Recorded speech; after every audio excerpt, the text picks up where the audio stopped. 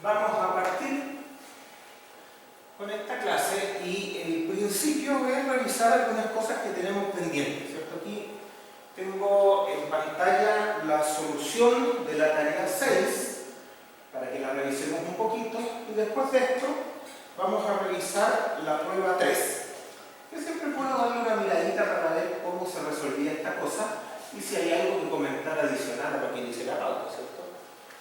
Veamos un poquito la pauta, ¿cierto? La pregunta es, ¿se considera el edificio de corte que se presenta en la figura? ¿Qué es la cosa que tenemos abajo? Un edificio de 7 pisos. Un edificio de corte de esos de juguete para que vamos a sacar en la universidad. Bien, se pide entonces un pushover, considerando tres cosas. Dice primero, un patrón uniforme en altura. O sea, la misma carga lateral en todos los pisos, porque también está la misma masa en todos los pisos. Bien, eso es un patrón. Segundo patrón, un triángulo invertido. O sea, el mínimo en 0 en la base y el máximo en el último piso, que es el piso 7, y creciendo lineal hacia arriba. Como las masas son iguales en todos los pisos, esta cosa va a ir subiendo directamente con ese patrón. Bien. Y por último, el patrón que propone la NSH 2369-2023, que es el patrón que ha propuesto siempre, ¿cierto? Se trata de la ecuación que tiene el último piso más castigado, por lo tanto es un patrón que incluye un efecto látigo para estructura relativamente flexible, que es conservador desde el punto de vista del volcante basal. Entonces, vamos a ver qué nos piden esos distintos patrones. Entonces, ¿qué cosa hay que determinar para cada uno de ellos? Dice, los periodos y modos. Bueno, no cambian con los patrones, así que esas cuestiones van a ser los mismos. Dice, determine los tres patrones de fuerza que produzcan fluencia en el primer piso. Ya, nosotros vamos a tener una constitutiva, que está acá, una constitutiva con una rama lineal elástica y una rama que tiene un endurecimiento por fluencia, ¿cierto? La carga de fluencia está ahí. Si nos corremos un poco más abajo, ¿cierto? Si nos corremos un poco más abajo, vamos a ver que esto tiene distintos valores para los distintos pisos, pero la masa es la misma para todos. En realidad tiene harto sentido que los pisos de abajo sean un poco más rígidos, más resistentes, porque toman más corte. Bueno, en particular si me piden un patrón de carga que haga fluir el primer piso, ¿cierto? Lo que me va a interesar es que llegue a 1000 kilonewton acumulados en el primer piso. Ese es el patrón inicial que yo necesito para empezar a resolver esta cuestión.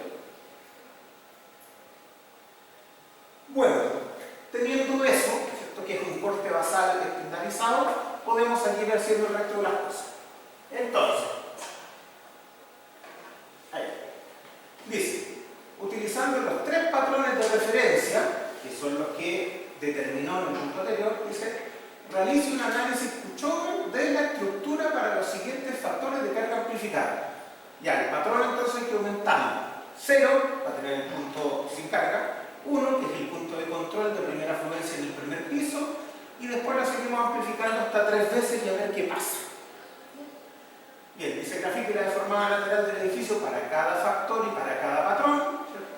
Grafique el desplazamiento de techo versus corte basal para cada patrón, que básicamente es la curva pushover del techo, que es la que uno considera bastante representativa de la estructura como una cosa global.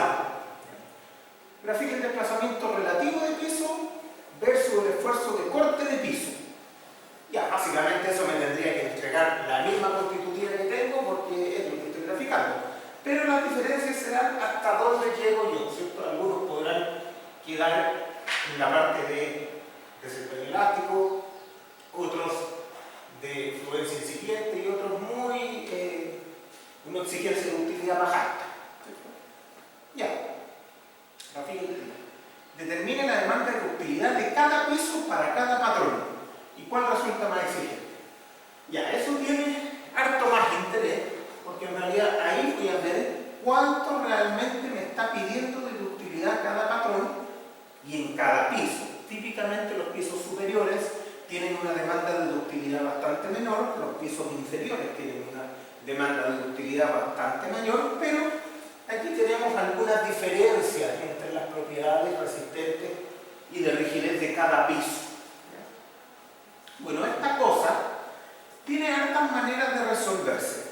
Esto evidentemente se puede resolver de una manera muy simple con el mismo Excel, sin complicarse demasiado, porque es una estructura que tiene componentes bilineales simples. Ahora la idea acá era que ustedes usaran los códigos que ya se habían visto en las ayudantías con otro edificio, ¿cierto? Para poder usar esto, que era una solución un poco más generalista, un poco más elegante, pero que en este caso no necesariamente se requiere. Ahora, para las primeras cosas probablemente sí las requieren de todas maneras. Entonces veamos cómo se resolvió acá.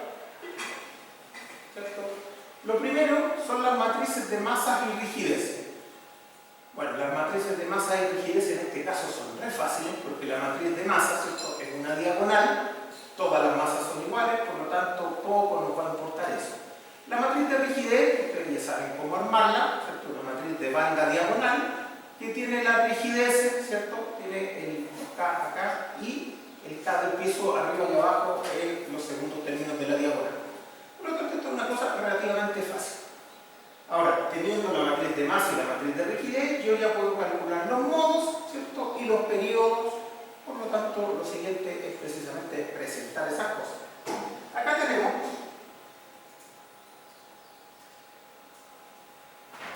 los modos y los periodos, ¿cierto? Ahí están las formas modales que dibujadas se ven bastante mejor, ¿cierto? Un edificio de 7 pisos, primer modo, ¿cómo es?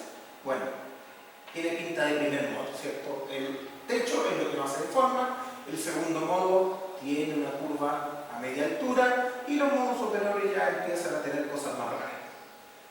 ¿Cómo andan los periodos? ¿Cierto? El primer modo, 0,7, el segundo 0,27 y ya el tercero empieza a bajar bastante el periodo, se empiezan a hacer rígidos. Por lo tanto, esta cosa lo más probable es que esté gobernada por el primer modo o los primeros dos, ¿cierto? En algún lado deberíamos tener la masa, parece que no la tenemos, ¿vale? Aquí está la masa, M asterisco. Ya, tenemos 573 en el primer modo y el segundo ya tiene 79, por lo tanto es un edificio que responde esencialmente en el primer modo. Por lo tanto podríamos habernos quedado solo con el primer modo y no complicarnos mucho con el resto. Sigamos. Los patrones, ¿cierto? Primero, el uniforme. Aquí dice, ¿cuánto es el corte basal al que llegar? 1000. Y lo divido en todos los pisos iguales y ahí lo tengo. El segundo, triángulo invertido.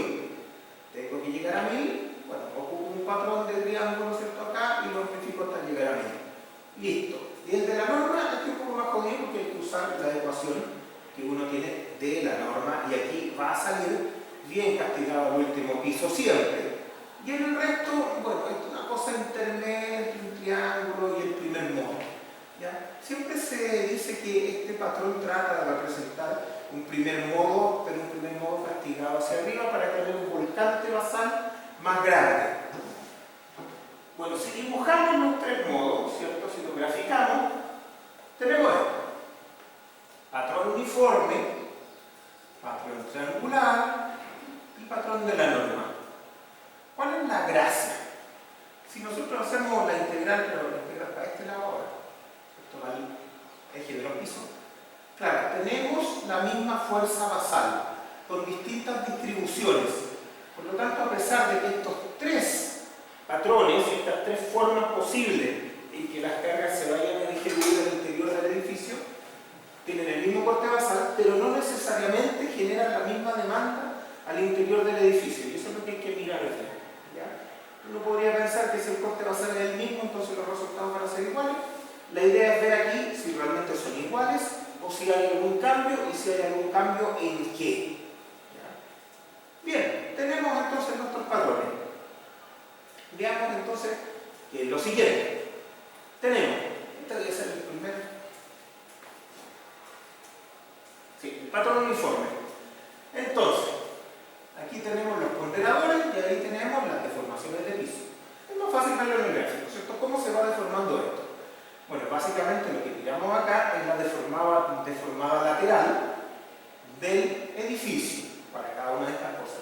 Vemos que va generando entrepiso mayor abajo, ¿cierto? Que va decreciendo hacia arriba. Si uno mira bien esta cuestión parece una curva.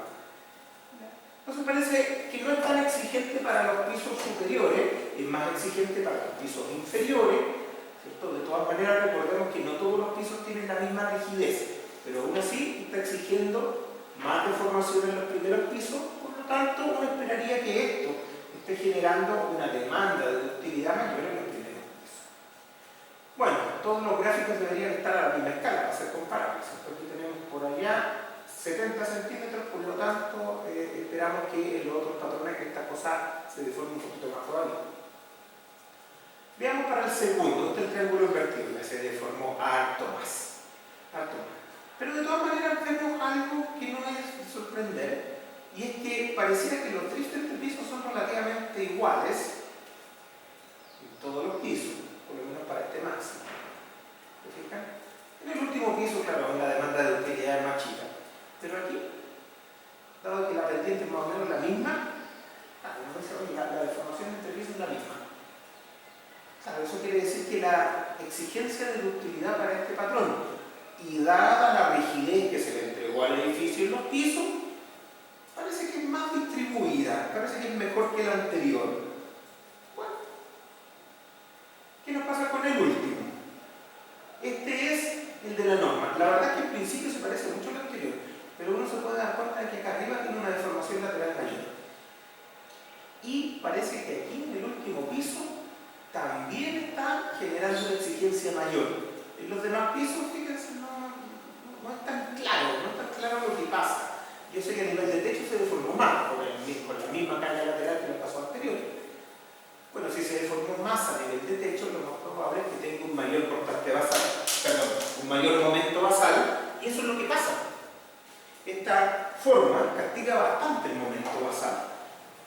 Con eso de castigar no quiero decir que esté sobredimensionado, porque como un análisis estático no lo sabemos a priori, solo desde el modal espectral y cosas un poquito más detalladas vamos a poder saber si esta cosa funciona o no.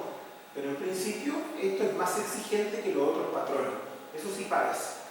Veamos un poquito el resultado de esto. Resultados un poco más agregados, ¿cierto? ¿Qué es? Pues el desplazamiento de techo versus el corte basal. O sea, si me meto por esto, ahí voy viendo el corte basal, le meto más corte basal, le meto más corte basal, claro, y las deformaciones son diferentes. Claro, en el caso uniforme, la deformación de techo es la más baja. En el caso de la norma, si se fijan, en realidad es parecido al patrón triangular. Tiene un parecido, pero es más exigente a nivel de los últimos pisos. Claro, uno ve por qué deforma más el techo o no. Claro, porque tiene la resultante más arriba, ¿cierto? El patrón uniforme tiene la resultante lateral, en este caso a media altura. El triángulo invertido la tiene a 2/3 de la altura, y este de acá no, probablemente lo tenga un poquito más arriba que 2/3 de la altura, la resultante lateral. Con eso genera mayores desplazamientos de techo en cada uno de estos patrones, y también genera un momento volcante mayor. En general, cuando uno hace un análisis Puchover, trata, ¿cierto?, de tener representaciones laterales de las cargas que espera suficientemente buenas. Y eso, en principio, cualquier cosa, porque uno no conoce las cargas laterales que puede tener ni los niveles de deformaciones que puede tener, si no supiera las cosas fáciles. Pero ¿qué es lo que se tiende a pensar? Se tiende a pensar que un patrón lateral, ¿cierto?, de empuje lateral, parecido al primer modo, es bien razonable. Entonces, normalmente se consideran patrones triangulares invertidos o el primer modo, ¿cierto?, para ver cuál es el volcante máximo que puede salir para un nivel de deformación, y a veces el patrón uniforme se ocupa para otro tipo de cosas, porque este no da un volcante tan grande y no da una deformación de techo tan grande, pero sí me sirve para decir, si yo tuviera establecida la deformación de techo a la que quiero llegar, ¿cuál es la resistencia que le tengo que pedir al edificio? Bueno, si yo considero que el patrón uniforme es el que se va a producir, me va a generar un corte basal bastante mayor que el otro. Entonces, si yo quiero controlar resistencia y tengo dada la deformación, quizás el patrón uniforme no es tan malo. para poder modelar una condición de borde, una condición de límite. Entonces, tener súper claro que estas cosas, en principio, no las tenemos, porque no tenemos los patrones. Y en todo análisis Puchover vamos a tener que darnos un patrón de cargas laterales para estudiar.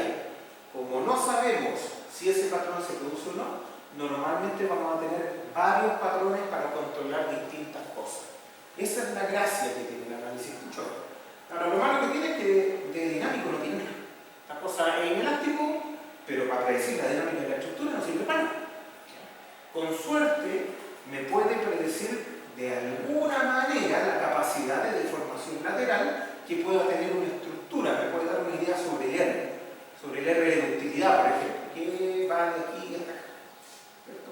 Eso me lo puede dar más o menos, pero no mucho más. ¿Qué otra cosa?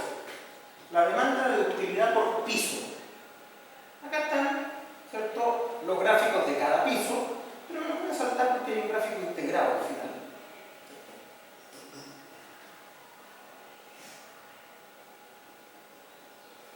Este gráfico me interesa, ¿cierto?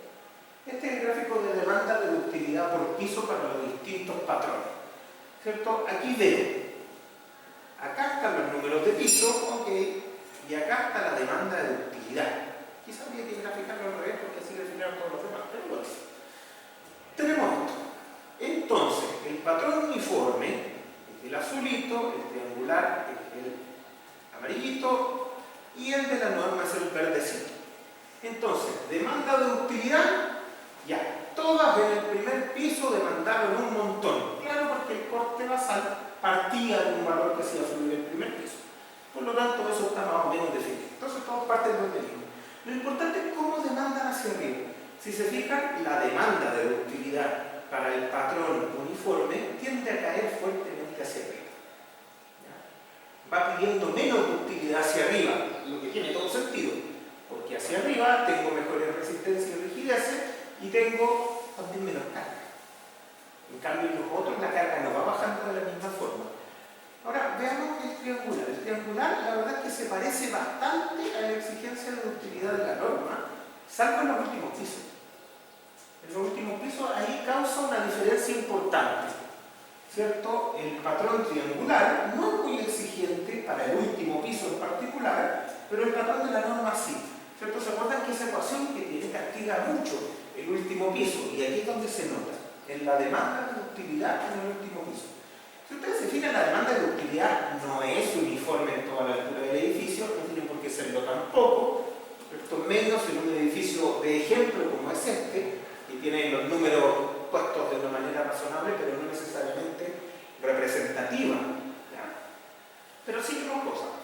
Primero, efectivamente, si yo quiero revisar las demandas de ductilidades, quizás me convenga presentar patrones que tengan cargas que tengan un centro de gravedad dinámico lateral más alto, como es el caso de la norma, como es el caso del patrón triangular.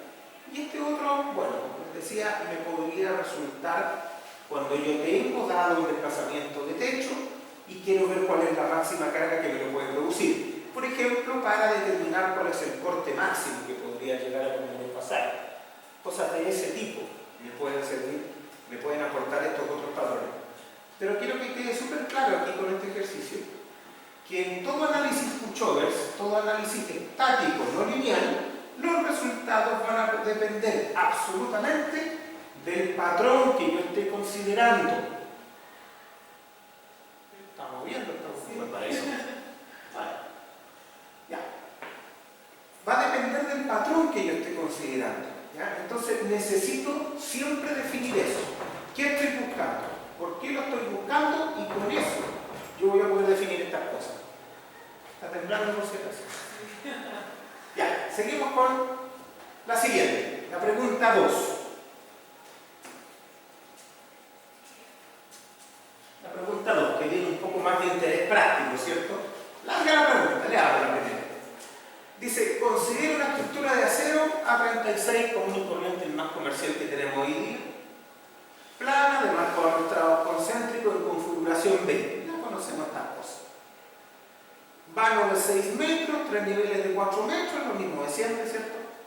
Vigas IN60 114, columnas HN30 por 83, diagonales, cajones cuadrados de 100 por 6, armados.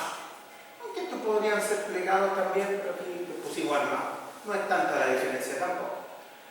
Asumo que se monta un equipo en el techo, el cual se puede modelar por dos cargas nodales verticales de 50 toneladas. Bien, unas cosas que ya conocemos. Considere que la estructura tiene importancia normal. Se ubica en la zona costera de la segunda región, sobre suelo compuesto de arena muy densa. Y evidentemente esta cosa 2369, arena muy densa, tiene pinta de suelo entre B y C, una cosa por ahí. Es un marco arrastrado en el que uno quisiera desarrollar ductilidad, por lo tanto el R debería estar en torno a 5, aunque podría ser el 3 si uno considera que los anclajes no van a disipar energía. Pero lo razonable es usar 5 en este caso. Veamos qué cosas aparecen acá como pregunta. Dice, realizo el análisis modal. Bien, grafique las tres formas modales, determine periodo y porcentaje de masa modal. Ya. Realice un modal espectral, considere parámetros sísmicos que correspondan a la norma, determine un corte basal para la carga de diseño y no olvide verificar que se encuentre sobre el mínimo. Y bueno, como modal espectral nunca puede estar sobre el máximo, así que no lo vamos a verificar.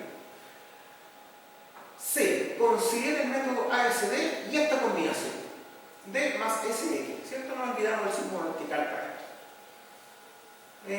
Verifique vigas, columnas y diagonales, para todo lo que hay ahí.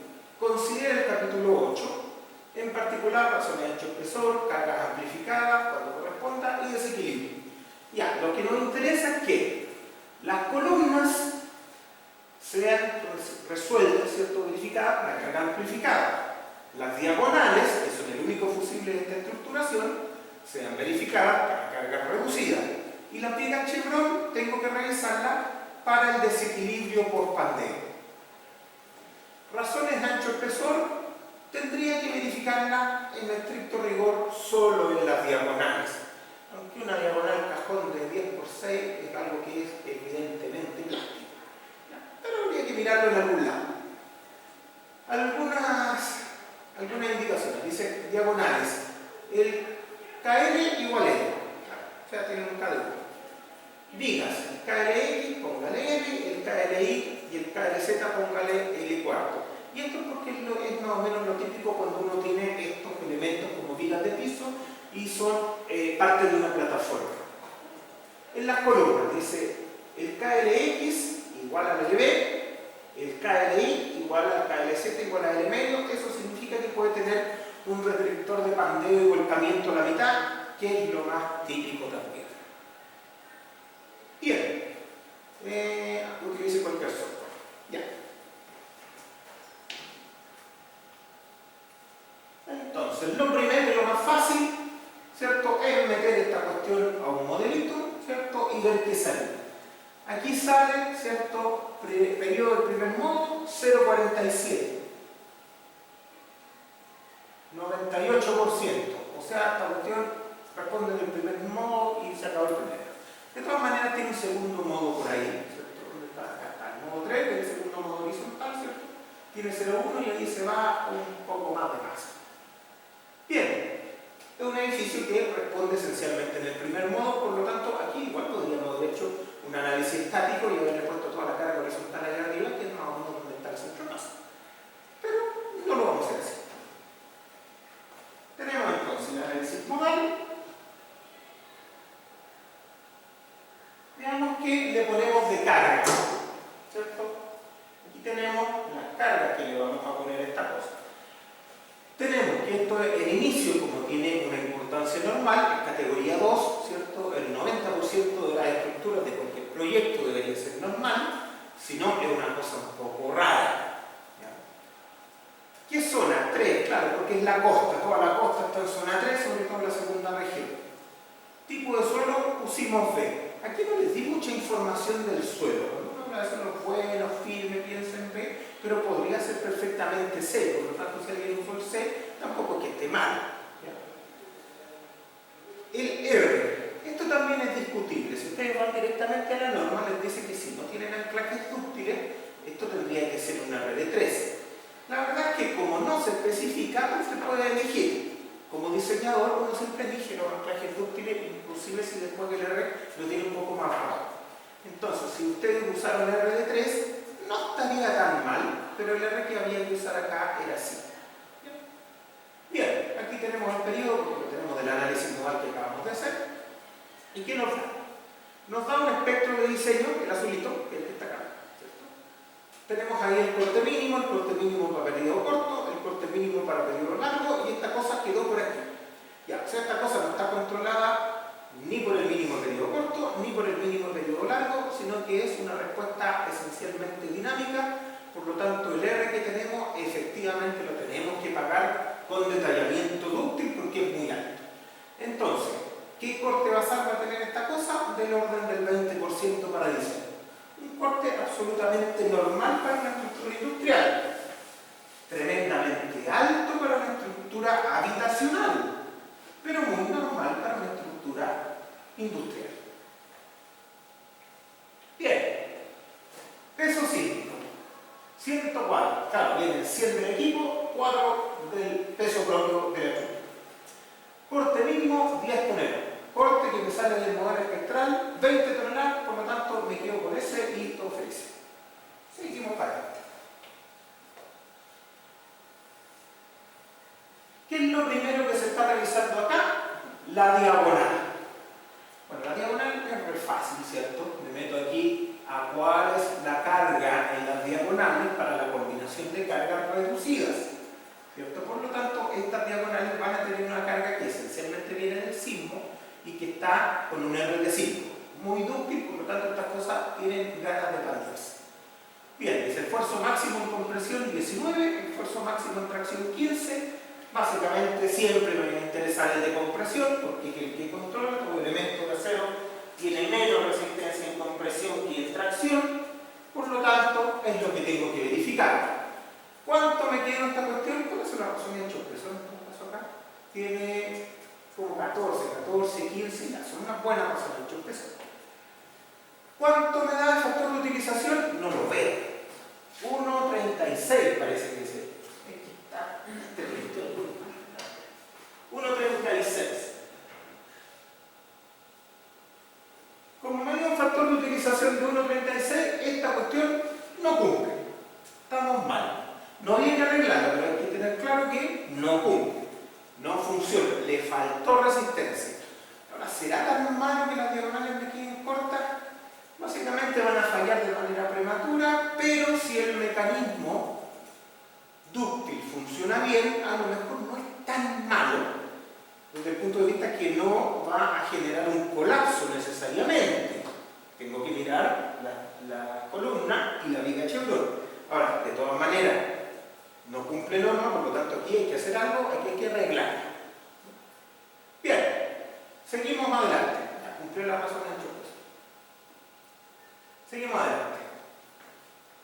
La viga Chevron, ¿cierto? Dice sección cuadrada, muy bien, vamos a verificar la viga Chevron. Dice, fluencia mínima especificada, factor de capacidad esperada, 1,5.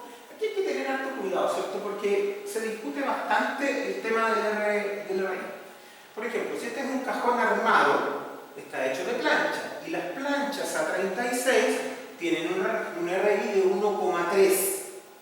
Entonces ahí, cuidado, podría usar 1,3. ¿Cuál es el problema? Que como es un acero A36, que tiene un RI para planchas que es de 1,3, pero tiene un RI de 1,5 para perfiles laminados, siempre está la posibilidad de que haya cambios durante el proyecto. Entonces a veces me cambian algunos perfiles armados por unos laminados y yo no le puedo decir al cliente voy a tener que hacer la ingeniería de nuevo, porque primero no me la va a pagar, pero segundo capaz que me echen por una tontera de ese tamaño. ¿Ya? Entonces hay que tener cuidado con el RI. Cuando uno tiene poca experiencia, quizás corresponde usar el RI más grande entre las opciones que uno tenga. Bien, fluencia esperada, 3,8. Bien, área abdominal, ahí está. Radio curvatura, ya todas estas cosas le dan lo mismo. Acá, tracción de análisis por carga amplificada, 58. Capacidad esperada en tracción, 57, ganó 57. Pero ojo, casualidad, la carga amplificada que tengo acá no puede pasar por las diagonales, ¿cierto? Tengo diagonales que están fallando. Como tengo diagonales que están fallando, es súper razonable que en este requisito controle la capacidad esperada. Ahora, si la viga es capaz de tomar la capacidad esperada de las diagonales, bueno, las diagonales son fusibles y esto probablemente igual no está expuesto a colapso, a pesar de que las diagonales no cumplan. Entonces, sigamos viendo esta cosa. Ya, después, capacidad residual en compresión, 5,3, es despreciable al lado de eso, así que me da lo mismo, pero lo considero.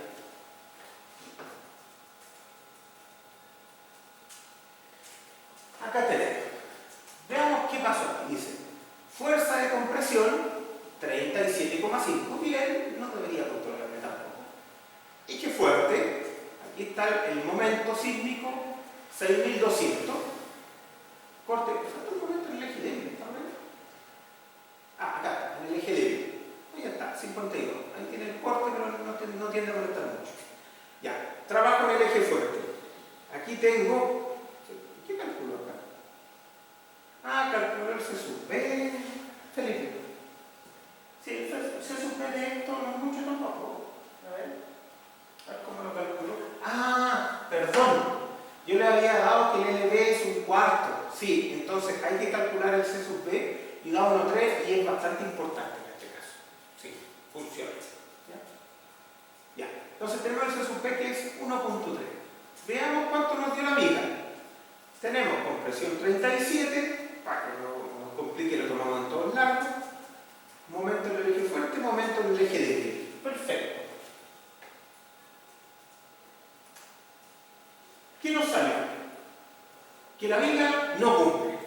Por lo tanto, también tenemos un problema. Pero vamos de a poco. En compresión la cosa anda bien, no le importa nada, me parece, es un factor de utilización bastante chico. En el eje débil, ahí no me interesa nada. En la flexión del eje fuerte, que es lo que debería complicarme, efectivamente es lo que controló, por lo tanto este resultado tiene mucha lógica. Desgraciadamente no cumplió. Ahora, como no cumplí la diagonal, bueno, tampoco cumple la viga y entonces esta cosa está bastante mal. Está pésimo. Sigamos avanzando. Las columnas. ¿Qué tengo para las columnas? En cargas no amplificadas, para tener una idea, tengo una compresión de 78 y de 22. Y en cargas amplificadas tengo una compresión de 148 y una tracción de 47. Bueno, para las columnas en realidad lo que me interesa es el 148 y la columna pandea en el entrepiso. Así que tampoco es un problema. Bueno, pandea en el entrepiso para el eje fuerte. ¿Qué nos dio acá? Nos dio el factor de utilización de las columnas en 0,97. Ya, o sea, las columnas estarían funcionando, pero no funciona la viga y no funcionan las diagonales. Por lo tanto, en general esta estructura no cumple. Como en esta tarea lo que les pedía en realidad era la verificación, y esta es la verificación, no es tema si la columna cumple o no. ¿Ya? Simplemente saber que no cumple y por qué. Después, para efectos de las deformaciones, lo que nos interesa son las deformaciones de techo, ¿cierto? Eso es lo importante acá. Y tenemos que hacerlo con el espectro de referencia. Básicamente que hay varias formas de hacerlo, ¿cierto? Una bastante razonable es reconocer que las deformaciones que me salgan con el espectro reducido, ¿cierto? Que es el de acá, que es el espectro de diseño, y yo esa deformación la tengo, la puedo corregir sacándole el R, sacándole el 0,7, y esa sería la deformación que yo tengo que mirar. La corregía con el I y la corregía con el amortiguamiento. Por lo tanto, si yo tenía este espectro de diseño, lo divido por 0,7 y lo multiplico por R, básicamente me da el rojito que es el de referencia que yo necesito. ¿Qué resultado dio acá? Dice, nivel 3, 12 metros, deformación 8 centímetros, deformación límite 18, entonces esta cosa anda bien. En general, una estructura riostrada siempre cumple, estructura riostrada industrial, siempre cumple el 1,5%. Cuando es muy alta ya tiene problemas. ¿Ya? Pero en general las estructuras de este tipo no son tan altas, salvo sexo y ley. Ahora, lo que sí vale la pena pensar es si realmente esos 8 centímetros no serán dañinos para algún equipo que esté en el techo o en el sector más alto de esta estructura desde el punto de vista de la operación. ¿Ya? Que a la estructura no le haga mucho daño esos 8 centímetros no significa que al proceso le sirva. Y ahí hay que tener cuidado. Si las cañerías que llegan al equipo o llega una correa transportadora o cualquier cosa, una bandeja eléctrica, y no tienen la capacidad de deformación de 8 centímetros en el punto alto, entonces yo podría generar daño, y generando ese daño voy a limitar la operación, por lo tanto el diseño no me sirve. Ahí hay que tener harto cuidado. Si yo, por ejemplo, tengo un parón de cañería que llega al sector alto y acepta deformaciones del orden de 5 centímetros, bueno, entonces esto no es aceptable y yo tendré que hacer una estructuración que pueda generar 5 centímetros allá arriba. ¿Cuál sería el punto más importante a intervenir? Bueno, la deformación lateral aquí depende esencialmente de las diagonales, por lo tanto tendría que robustecer un poco las diagonales para dar más rigidez lateral. Entonces, ojo con eso. Aquí cumple, pero cumple la condición más generalista de la norma.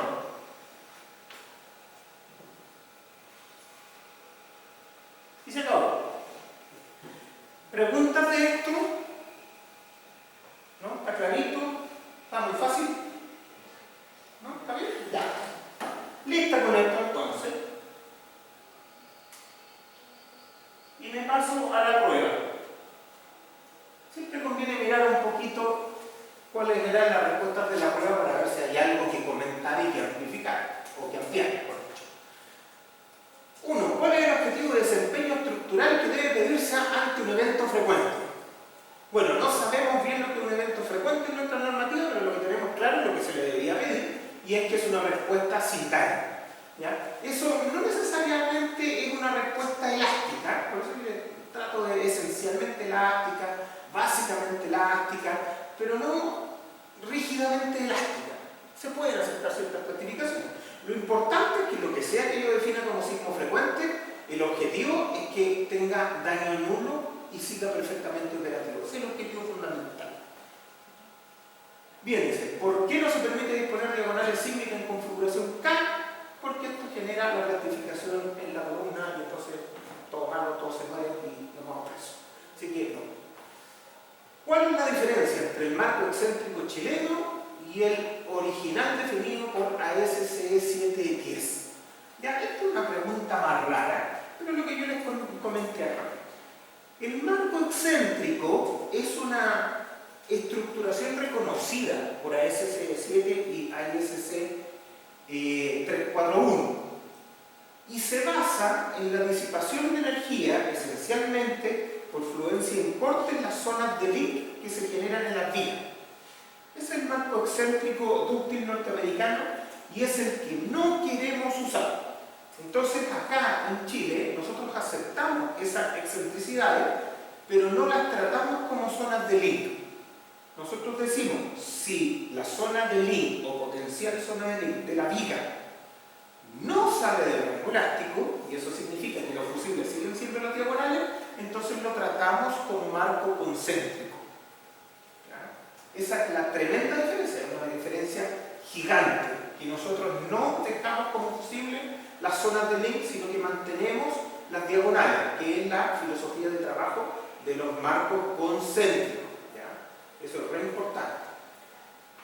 La 4 dice, ¿cuál es el principal efecto de una alta carga axial en la capacidad de giro de una sección de hormigón armado? Bueno, para cualquier elemento de hormigón armado, ¿cierto? La carga axial reduce la capacidad de giro. ¿Ya? Ahora, aquí hay que tener cuidado, porque aquí yo digo carga axial y hay que asumir que es compresión. Normalmente uno debería diferenciar entre compresión y tracción, aquí a lo mejor debería decir compresión, pero reduce la capacidad de giro porque le da mayor deformación al hormigón, que es el que controla inicialmente esa capacidad de giro. ¿Qué se busca lograr al incorporar confinamiento? Siempre lo mismo, y esto es fácil. Aumentar la capacidad de formación del hormigón y nada más. Se logra también un aumento de resistencia, pero no es lo que se busca. Lo que se busca es la capacidad de formación. ¿Cuál es el mayor problema en el diseño de nudos? Bueno, es igual que en el marco de momento de acero, exactamente la misma cuestión. Es el corte en la zona panel, en este caso el corte en el nudo, ¿cierto? Los cortes que tenemos en los nudos en cualquier marco de momento, sea de acero o sea de hormigón armado, son muy grandes porque son cortes por capacidad flexural de las vigas que llegan ahí. Entonces siempre el nudo va a tener ese problema, ¿ya? Hay que mirarlo con detalle para eso. 7. Para verificar el criterio columna fuerte, viga débil en marco de hormigón armado, porque ya vimos que en acero no es necesario verificarlo, ¿cierto? ¿Qué nivel de carga axial debe considerar? Bueno, pensemos un poquito. A ver.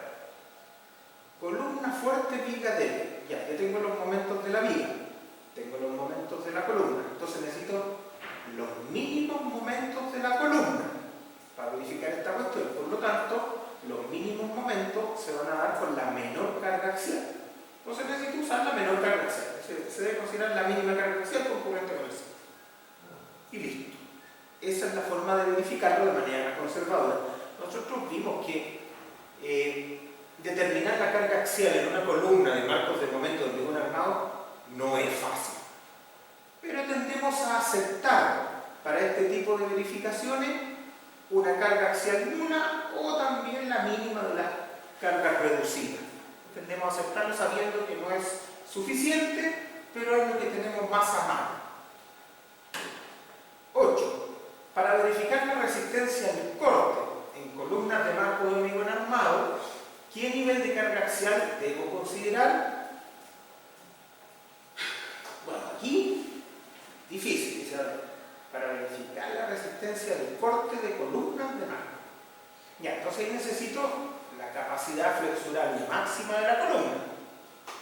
La capacidad flexural máxima de la columna en general se genera con mayores compresiones, porque yo estoy trabajando siempre debajo del punto de balance. Por lo tanto, voy a necesitar mayores compresiones. Pero en la práctica y en lo útil, yo debería considerar directamente el momento de balance. ¿Qué porcentaje se debe considerar directamente el momento probable de balance? Porque ese es el mayor momento que puede producir esa columna en cualquier condición. Como vimos aquí, también es bastante razonable porque lo podemos lograr.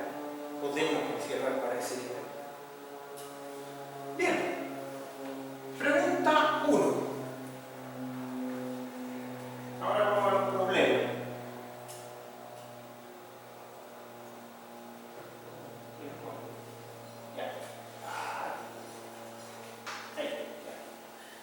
Problema 1 dice: determine el coeficiente de corte sísmico basal para el diseño estático de cada una de las siguientes estructuras. Ya, eso es difícil. Para esto, define el valor del coeficiente de reducción de la respuesta, el amortiguamiento, el tipo de suelo, la zona, el coeficiente de corte, etcétera, etcétera, etcétera. Claro, entre paréntesis también hay que definir la norma, porque si no, esta cosa no funciona. Ya, ¿qué cosas aparecieron aquí? Estructura de marco arrastrado concéntrico en todas direcciones de 2 niveles. La poca información. Dice: acero, suelo, arena media, Antofagasta y periodo celular. La 2, edificio habitacional, ya ese es de la 433. Entonces, la dice estructura de marco arrastrado concéntrico. Claro, no me dice si es habitacional, nada. Bueno, si no tengo idea, debería ser industrial. Siempre. Edificio habitacional de 20 pisos, estructurado en base a muros especiales en ambas direcciones principales y losas de piso. Eso está fácil. Hormigón armado, grava muy densa, grava de Santiago típica y 2 segundos. Igual es flexible eso. Quizás me fui al chancho, pero está bien. Ya. 3. Una sala de control de un nivel prefabricada, tipo contenedor de acero y ubicada en una planta minera de litio. Ya, básicamente no, la estructura esta cuestión es como un equipo montado en el suelo, una cosa así. Pero de todas maneras acepta el cálculo del coste basal con un espectro. Ya, esta cuestión es de acero, el suelo es tipo roca y está en el salar de Atacama, claro, porque son suelos salinos. 0.08 de periodo, que es muy rígido. Esto, la verdad es que es discutible la respuesta. puse una respuesta que es la que yo esperaba. Pero si alguien puso otra cosa, tampoco es tan malo si tiene sentido. ¿Ya? Por ejemplo, en el primero, tiene toda la idea de que esta cuestión es una estructura industrial. Alguien podrá haberlo pasado por la corte industrial y no le da cosas muy parecidas a las que tengo acá. Sería raro, pero no sé si está tan mal. ¿Ya? Pero vamos a verlo por la 2369. No dice si los anclajes son dúctiles o no, pero en general podríamos considerar que se pueden usar anclajes dúctiles si los detallo de buena forma. Entonces, si esa estructura está bien detallada, podría llegar a la resina. Ya, si no me dice nada, yo tengo que asumir que el sistema sismorresistente probablemente va a ser apedrado en terreno. Por eso puse un 3%. Es raro soldar en terreno, no pasa, es muy caro y no es tan seguro. Por lo tanto, el 3% la verdad es que es menos discutible que el resina. La zona, bueno, Antofagasta es zona 3, no hay nada que hacer. Dice arena media. Aquí, claro, uno podría decir el suelo puede ser C, puede ser D. Sí, aquí es discutible. Si uno se va directamente a la descripción que tiene la tabla, que es bien pobre, podría pensar que esto es suelo D, pero también podría pensar que esto es suelo C. Ambas cosas podrían ser. Yo aquí elegí suelo D. Y los parámetros del suelo D son los que están acá. Bueno, el C máximo, bien fácil, porque el C máximo es el espectro evaluado en el T1 directamente, así que me da el 0,355. El C mínimo, bueno, con menos 0,25, el C es el C mínimo de periodo corto, dio 0,27. Y evaluando en el periodo, me dio 0,25. Entonces, si el C mínimo es 0,27, me quedo con 0,27 y estamos listos. La segunda, esto ya es 433, ¿cierto? El R para edificios de hormigón armado es 7, por lo tanto está ahí. Todos los amortiguamientos son 5, ahí está. Santiago, zona 2. Grava muy densa, ahí es más claro que suelo B, entonces ahí está el parámetro de suelo B. C máximo, que viene de una tabla, da el 10%, 0,105. El mínimo, el 5%, y me dio el dinámico el 1%. Ya, pero más que aquí había un mínimo, así que me quedo con el 5%. Listo, esto fue más fácil. La última que es media extraña. Claramente eso es 2369, claramente esta cosa es industrial. No sale en la tabla nada que se le parezca, por lo tanto yo tengo que pensar que es una estructura no reconocida y que no tiene un sistema de ductilidad suficientemente validado. Eso me conduce por defecto al R1,5 y al chi de 2%. Eso es lo que me entrega la tabla directamente. Claro, esto no es algo que yo quiera que responda de manera elástica necesariamente, ¿cierto? Como para poner un R1 ahí, no lo dice y no lo necesita. Por lo tanto, el 1,5 es suficientemente bueno. Bueno, esta cosa está en zona 1, así que es A02. El suelo me dice que es roca, así que ahí están los parámetros de roca. C máximo, bueno, esta misma cuestión es evaluada en el T1, no digo eso. C mínimo, evidentemente el C mínimo de periodo corto, 0,28, y me dio un coeficiente dinámico de 0,35. La verdad es que aquí cualquiera diría, no, me quedo con el C mínimo de periodo corto, el más y sigo para adelante. Cualquiera en la oficina haría eso y no calcularía el dinámico, porque esto es un periodo rígido. ¿Cuál es el problema? Que es en roca, y solo en roca puede controlar el coeficiente dinámico, porque eso tiene su zona de amplificación muy tirada a la zona de periodo corto. Entonces siempre conviene mirar esto. Uno podría, insisto, no sería un pecado tan grande haber dicho no, me quiero ponerse mínimo y sigo para adelante. Claro, el coeficiente es distinto, pero tradicionalmente uno asume que eso es suficientemente rígido como para tocar en esto. Entonces ahí algo de cuidado hay que tener. ¿Dudas respecto a esto? Esto va a aplicar la norma, ¿no? Pero ya con estos tres ejemplos, ustedes se dan cuenta que no es tan simple cuando uno tiene que hacer elección de parámetros. Y esos parámetros finalmente repercuten en cuál es la demanda de resistencia que uno va a tener para su edificio. Entonces hay que hacerlo con harto cuidado. Problema 2. Dice, determine si la viga descrita, que es una viga de hormigón armado de un marco sismorresistente, ¿cierto?, cumple con la resistencia requerida tanto por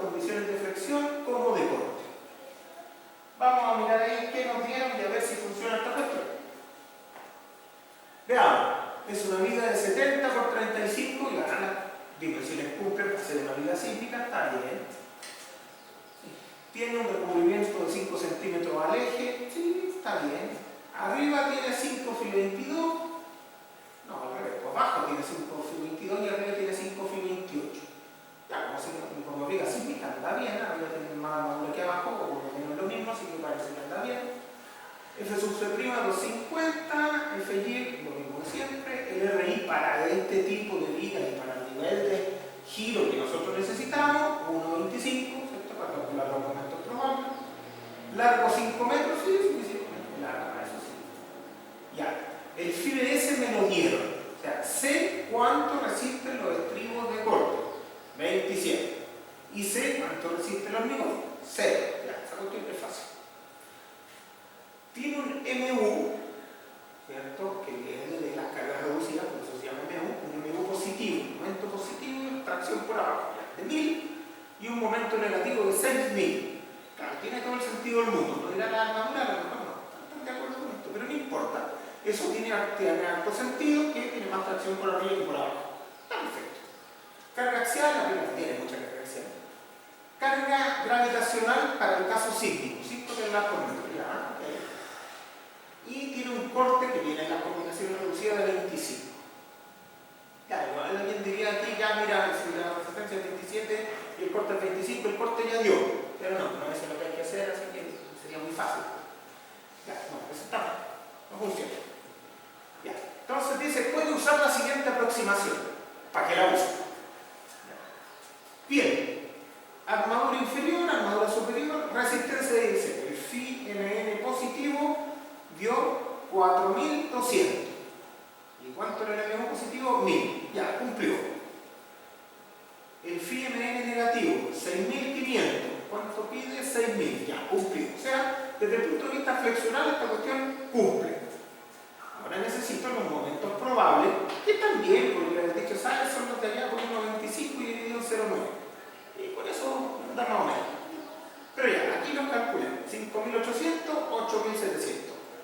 El corte de diseño entonces será este más S dividido en L más el 5 por N dividido en 2. Que no coopera tanto tampoco. Sube. Y me dio un corte por capacidad de 41 tirando a 42 y estamos mal. Estábamos muy bien. ¿Cierto? La viga cumple flexionalmente, pero no cumple por corte, por lo tanto la viga en realidad no cumple directamente. Si tengo una falla por corte, que es una falla frágil en un hormigón armado, y en una viga de marco de momento especial, entonces esta cuestión falla de manera frágil y no se van a poder desarrollar esas roturas plásticas, por lo tanto estamos mal, estamos pésimos, o sea, la viga no sirve. Listo. ¿Está clarito? ¿Pregunta? ¿Consulta? Ya. ¿Sí? ¿El probable qué es, perdón? El probable es el momento esperado, Ya. que es la evaluación del MN con el array. Ah, ya. Y el último problema, ¿cierto? Que se ve feo, pero no es tanto. Dice, considere la estructura mostrada en la figura. Esa es, ¿cierto? Que es un marco arrastrado con chevron con una viga bien alta. Ya.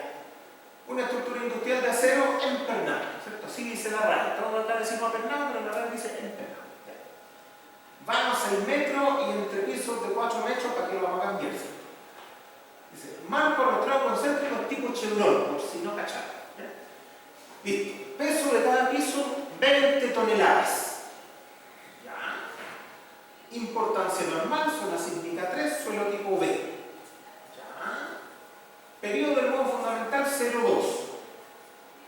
Ya. Se debe determinar la carga axial y la diagonal del segundo piso. ¿Vale?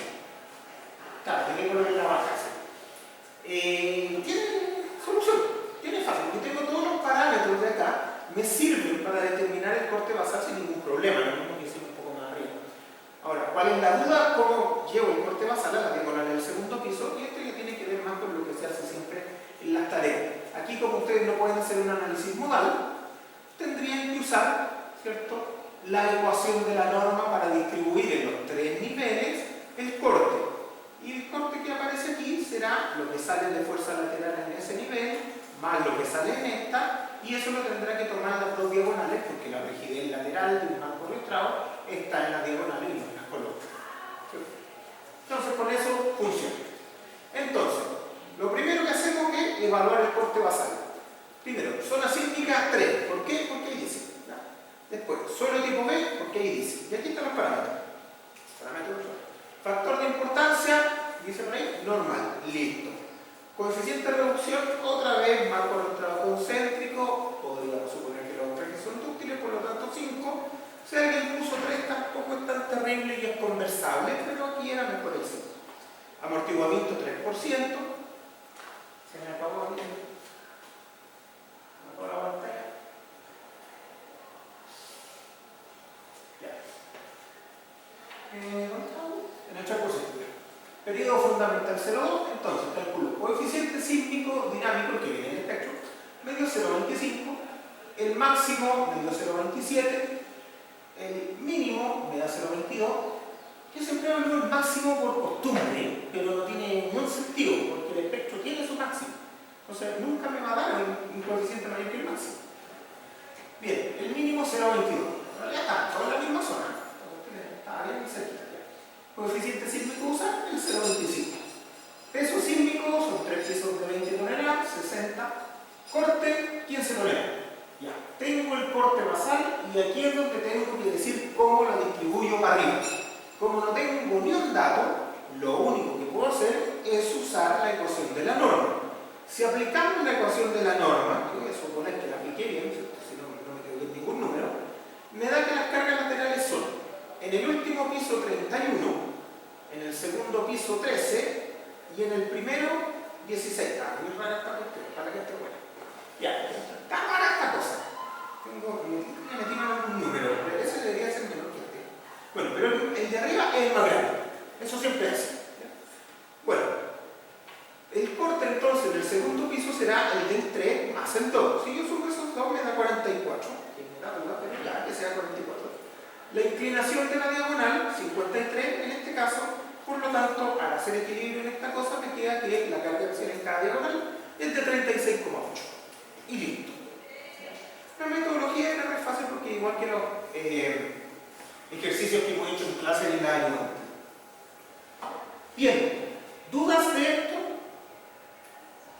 Porque todos tienen que dar el examen. ¿No? ¿Está clarito? Ya. Ya, entonces la cuestión está clarita, y si está clarita, yo llego hasta aquí, no hay más, listo. Entonces se va esta cosa.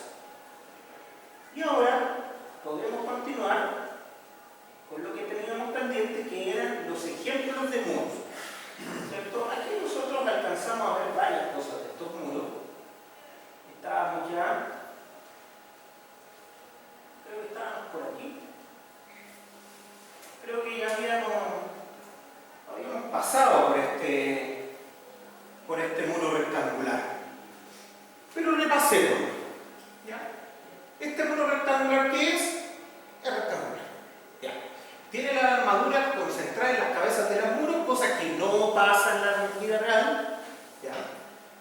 Es de G25 con acero del común, armadura simétrica, el peso U 0,35 ya. Si tiene ese peso U, nosotros tenemos clarito que esta cuestión no va a poder alcanzar un giro en la base mayor que el 0,83%, porque ya lo habíamos despejado analíticamente. Entonces, este nivel de carga axial me limita la capacidad de giro en el muro.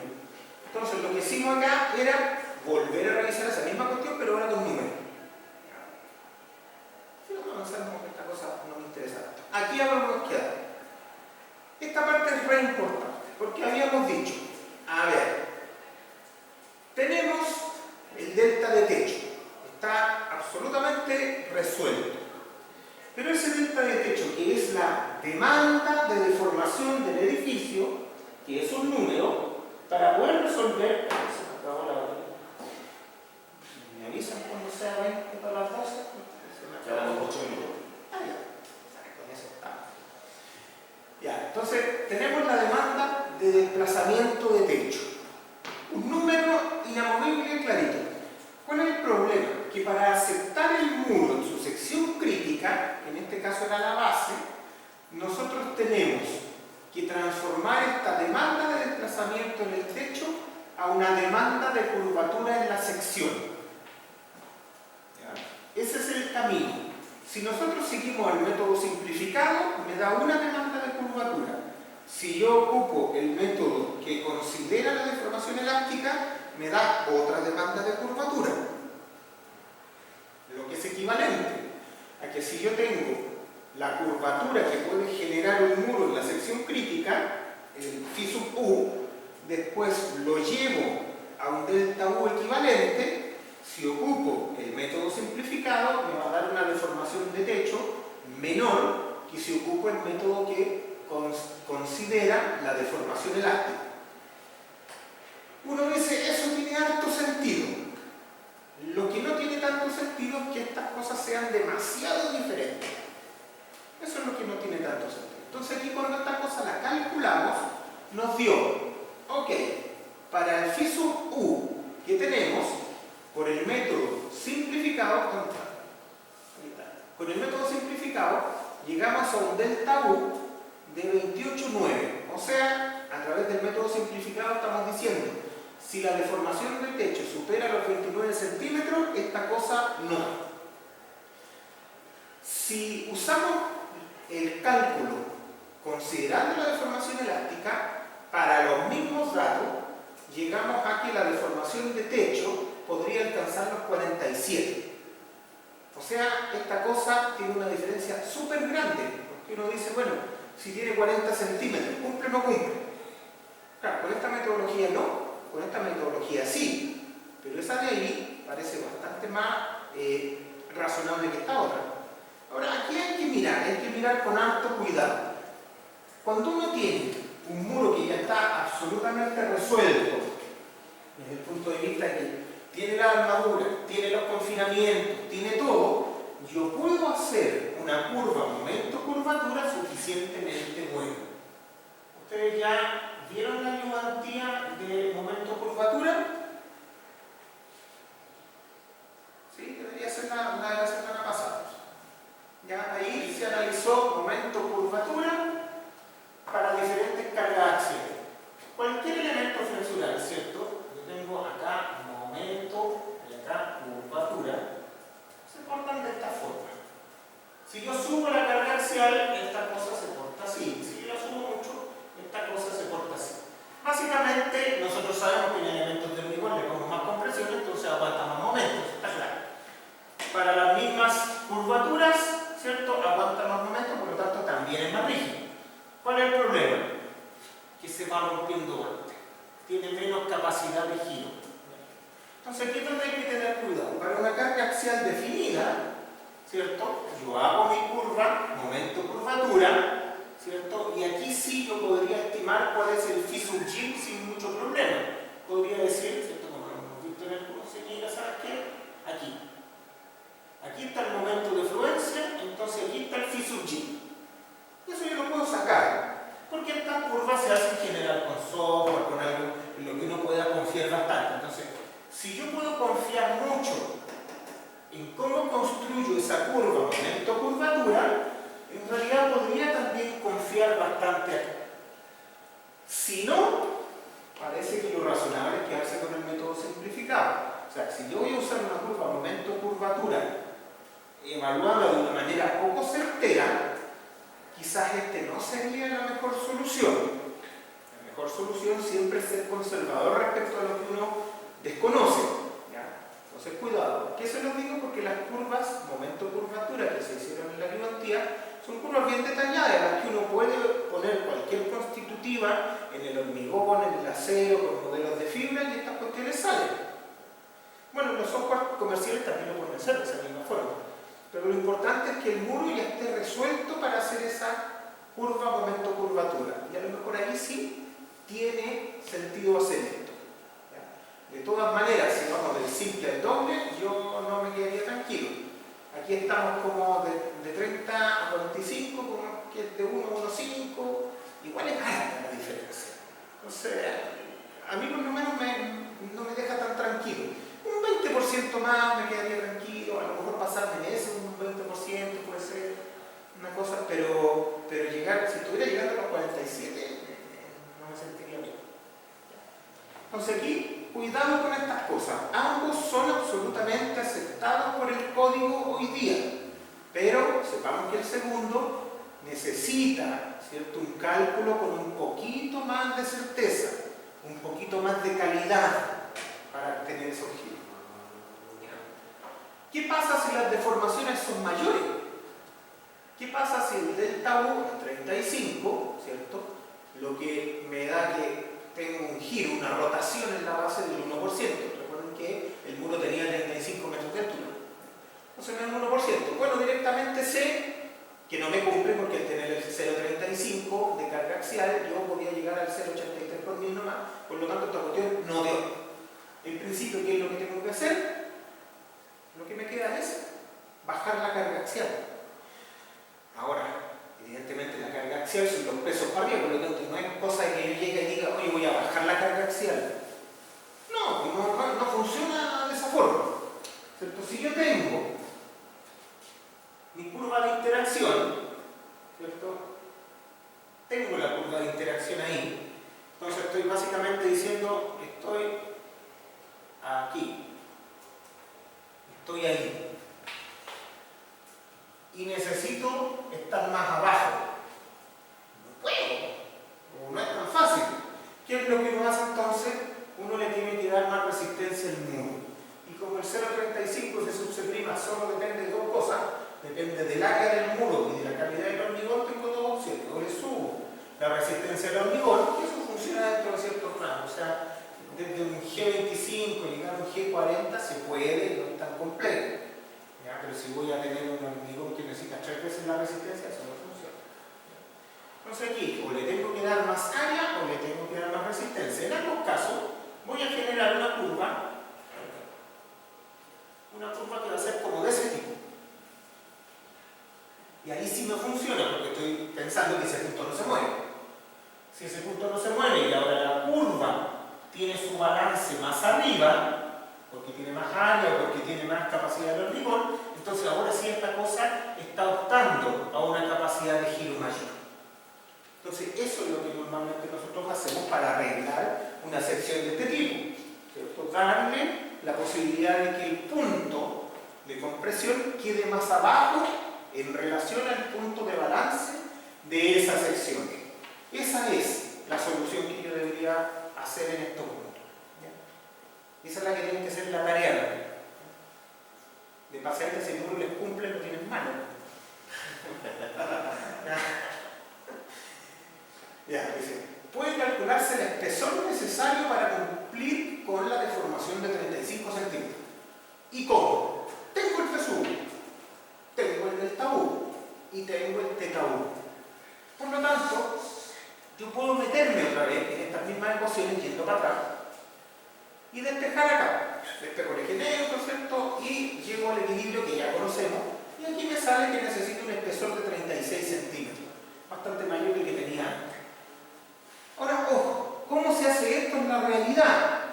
En la vida real, nadie despeja ecuaciones. Esto no lo vayan a hacer en una oficina de cálculo porque los van a echar. ¿Ya? Esto no se hace. Usted lo que hace siempre es presentar una solución y verificarla. Normalmente uno la calcula en Excel, en ese tipo de programa, para que esta cosa quede programada y después te cambia el numerito de entrada y se le cambien todos los números. Esa es la forma de trabajar. Pero uno siempre propone una solución y después la verifica.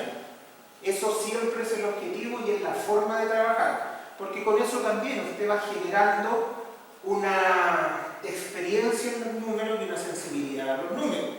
¿Ya? El objetivo siempre es que usted proponga una solución y que cuando calcule si da o no da, ojalá que funcione.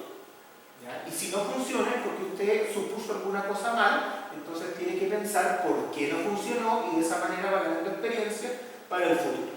¿Ya? Pero siempre, acuérdense, estas cosas van para el otro lado. Yo propongo los 36 y veo si me dan el giro. Ese es el camino siempre, en cualquier problema de ingeniería. ¿Ya? No despejar ecuaciones, nunca, jamás de lo que pasa.